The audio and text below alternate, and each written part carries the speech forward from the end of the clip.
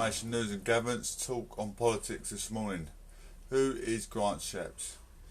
Grant Shapps, what can we expect from Boris Johnson's new Transport Secretary from HS2 to Heathrow? Who is Grant Shapps?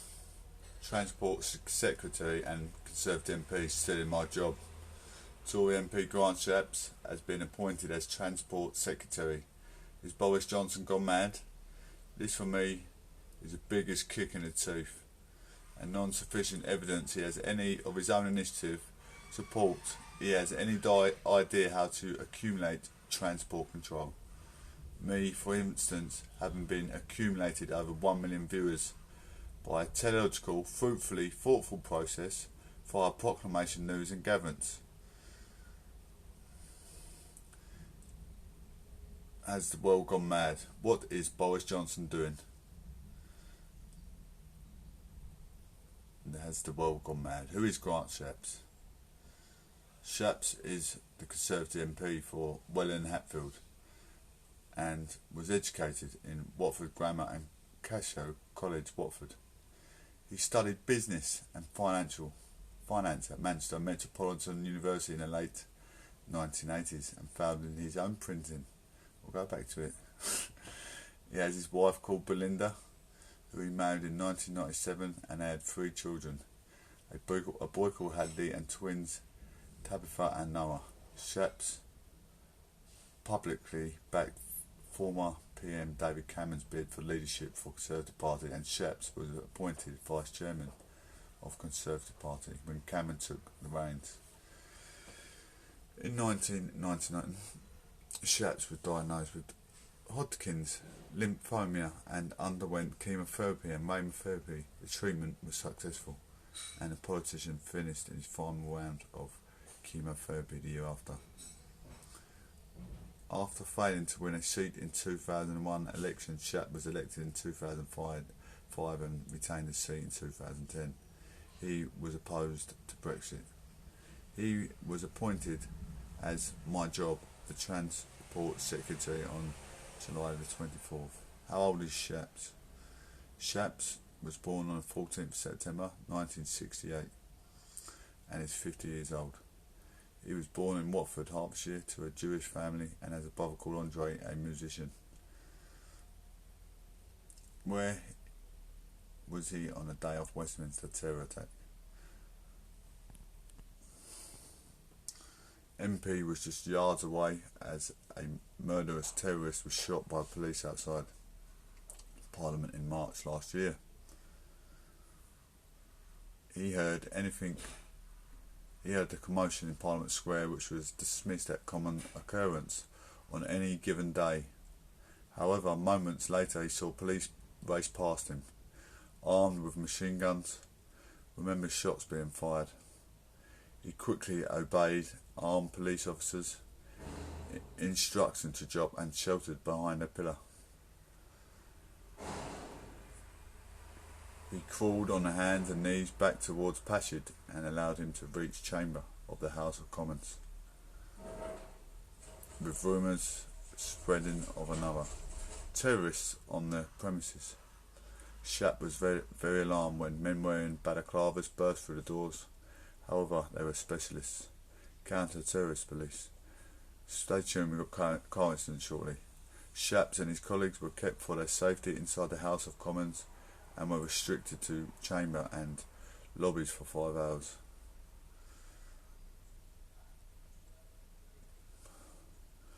What has he previously said about Theresa May being ousted? Shapps said May's leadership should be challenged in the wake of a poorly received conference speech and a disastrous snap election in June. He told BBC Radio 5 Live, "I think she should call a leadership election." After May bungled election, a failure to unite the cabinet and a poor party conference.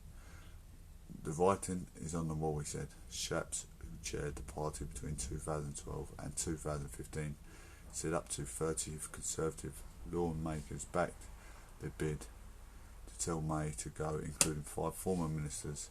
He said it was unclear if there would be enough support to topple May, and that the plot had been watched before the party conference.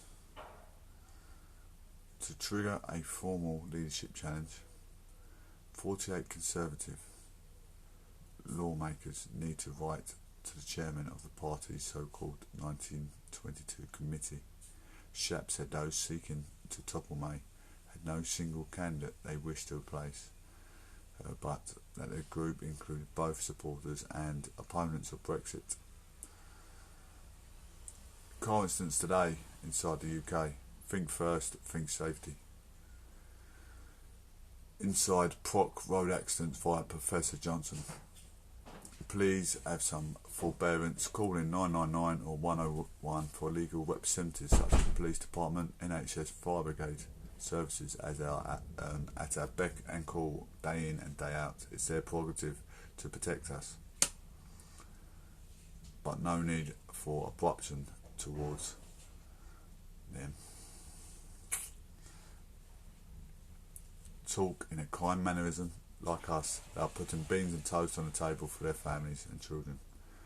Check your engine oil and water coolant tank, making sure they are filled up to the maximum level. Check your tyre for tyre pressure. There is a PSI level on the side of your tyre treads. Make sure MOT is updated.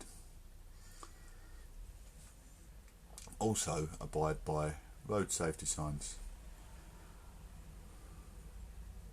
See the road safety signs up there? Check for speed limits. Speed limit sign up there as well. Also, avoid parking fines. Making sure you and your passengers wear seatbelts and babies have sufficient baby adapters adjacent to car seats. Keep an eye out for further police instructions. Check and plan your destination before take off to your journey. Making sure you have sufficient fuel on board. Plan your destination. Check your miles per gallon. Do not enter the vehicle under the influence of alcohol and narcotics or sleep deprivation. Make sure plenty of sleep before entering the vehicle. The car incidents today on UK roads. Chelmsford today in Essex. A114 Army and Navy flyover. Flyover closed.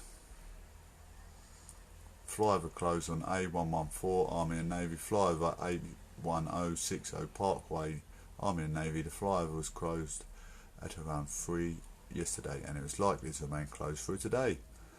25th of July 2019 at 2:05, first reported in Southend.